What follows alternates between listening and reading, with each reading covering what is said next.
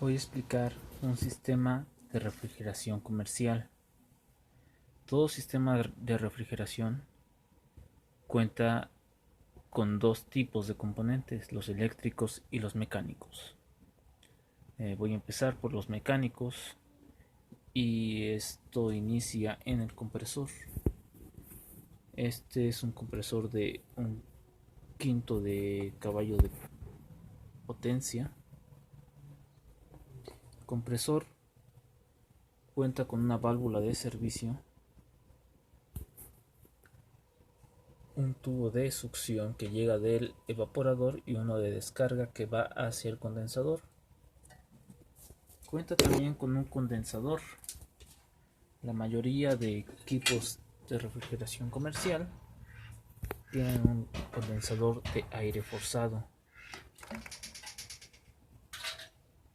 En este condensador se disipa el calor extraído en el evaporador y los de aire forzado son ayudados por un ventilador. Después del condensador nos dirigimos hacia el filtro deshidratador. No todos los equipos de refrigeración comercial llevan filtro deshidratador. Hay algunos que solamente son filtros de sólidos, cuentan con dos rejillas que evitan el paso de escorias y rebabas del proceso mecánico. Después del filtro ingresa a un restrictor. En este caso contamos con con tubo capilar. En esta parte el refrigerante se compacta aquí. El compresor nos manda el refrigerante hacia el condensador. En el condensador pasa por aquí, lo manda hacia el filtro y pasa por aquí hasta aquí. En este punto se reduce el caudal y por lo tanto ya no todo esto pasa hacia acá, sino va pasando de a poco y de a poco. Esto genera una alta presión en esta parte de aquí.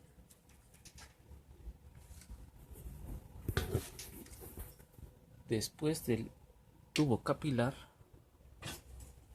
llega al evaporador. Aquí pasa la acción contraria. Tenemos un tubo muy delgado que pasa a uno más grueso. En esta parte se expande.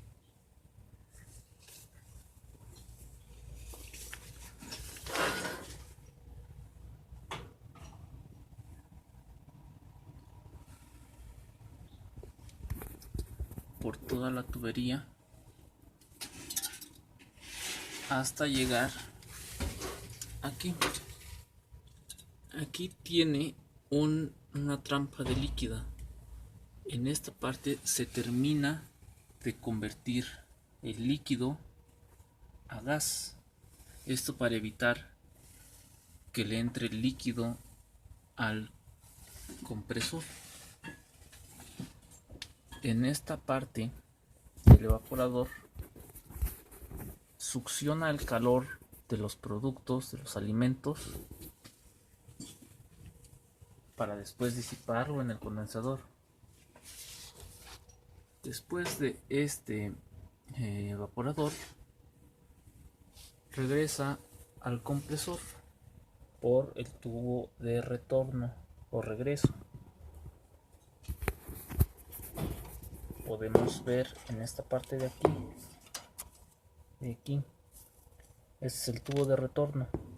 Es un tubo que al tacto está frío. Y este es el tubo capilar. es un tubo que al tacto está caliente. Están enrollados de esta manera para crear un intercambiador de temperatura.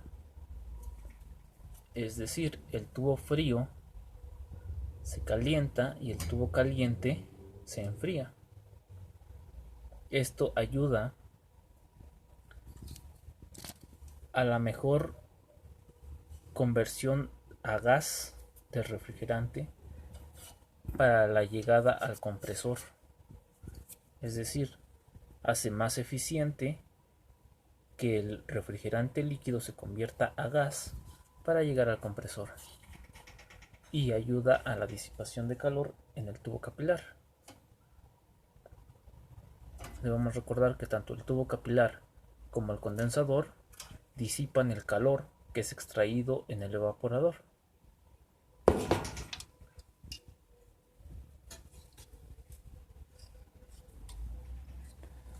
Otros aspectos mecánicos es el ventilador.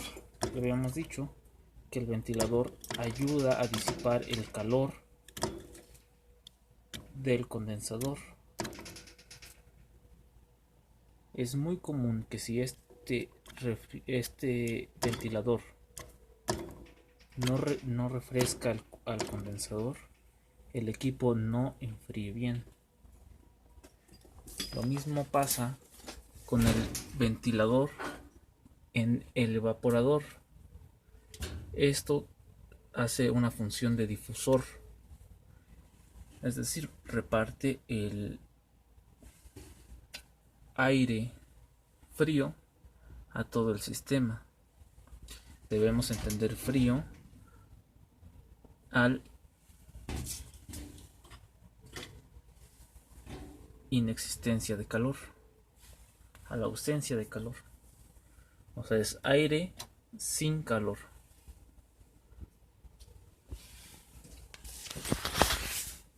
Bueno, en este simulador no tenemos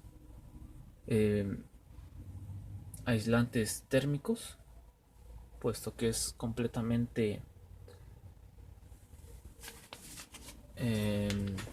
expositivo. Sin embargo, otro componente mecánico sería el chasis, que cuenta con un aislante térmico que evita que el calor del exterior entre al interior, o que incluso el calor del condensador entre al área donde está el evaporador. Otra de los componentes son los eléctricos. Los vamos a explicar. Todo inicia en el cable de alimentación.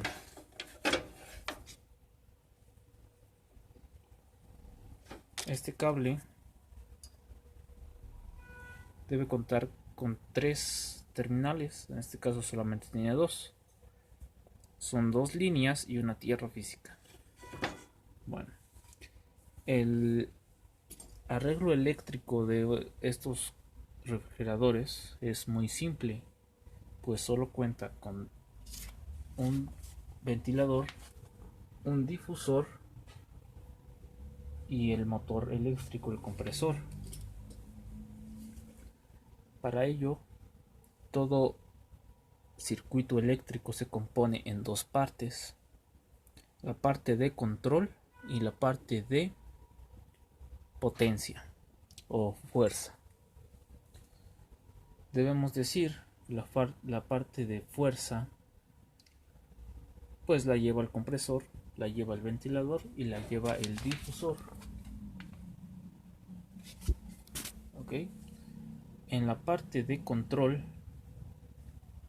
tenemos al control de temperatura, control automático de temperatura. En este caso es un control universal de más 30 a menos 30 de temperatura media. Este es un control bimetálico. En la parte de aquí tenemos un bulbo, el cual tiene un gas que al cambiar su temperatura se expande o se comprime dependiendo de qué tanto calor haya. Debemos recordar una ley que a mayor temperatura, mayor presión. Es decir, si hay calor aquí, este gas se expande, o sea, crea presión, llega por toda esta tubería hasta aquí y mueve un mecanismo, el cual hace que ya sea arranque o pare el compresor. En este caso, pues que arranque. Una vez arrancando el compresor, la temperatura empieza a bajar y por lo tanto la presión que se ejercita aquí por la alta temperatura en el bulbo pues ya no va a existir y va a mandar a desconectar. Bueno, tenemos dos cables. Esto es un simple apagador, un apagador el cual es oprimido por calor. Es decir, si lo reemplazamos por un apagador común del foco de una casa, cuando existe calor, el calor lo oprime y hace que se cierre el circuito. Pero cuando este calor deja de existir, ya no hay quien lo oprima y abre el circuito. Bueno, el control manda el arranque y paro tanto del compresor como del ventilador que se encuentra en el condensador.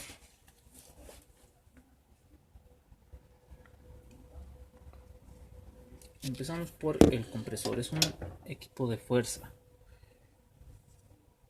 En esta parte de aquí son las terminales. Una viene de línea directa y la otra viene pasa a través del control. Llega aquí. Esto de aquí es un kit de arranque. Tenemos un protector térmico y un relay. También tenemos un capacitor de arranque. Este capacitor de arranque facilita o agiliza el arranque del compresor, lo hace mucho más eficiente. El compresor tiene tres terminales: común, arranque y trabajo. En la terminal común se conecta el térmico directo de la alimentación. En la terminal de trabajo llega directo del control sin pasar por nada. Pero en el de arranque pasa a través del relevador y del capacitor.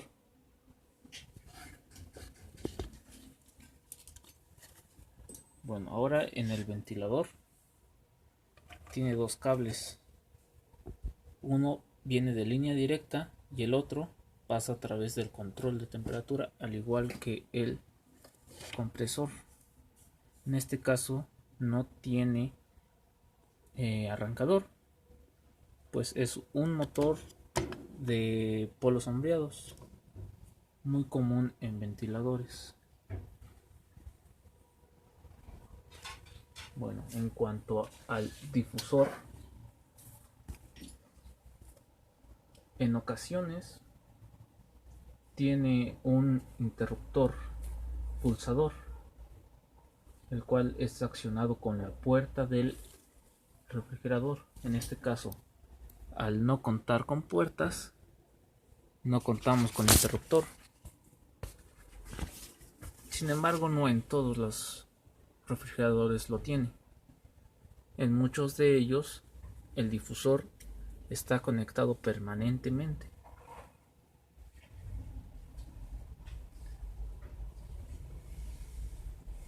Y ahí termina nuestro sistema eléctrico. Debo hacer mención que algunos refrigeradores tienen control de deshielo,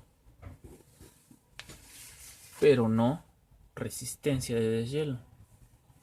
Es decir, este tipo de control actúan cierta cantidad de tiempo en refrigeración, arrancando y parando por control de temperatura, y otros tanto tiempo en deshielo, es decir, sin arrancar ni siquiera por control de temperatura.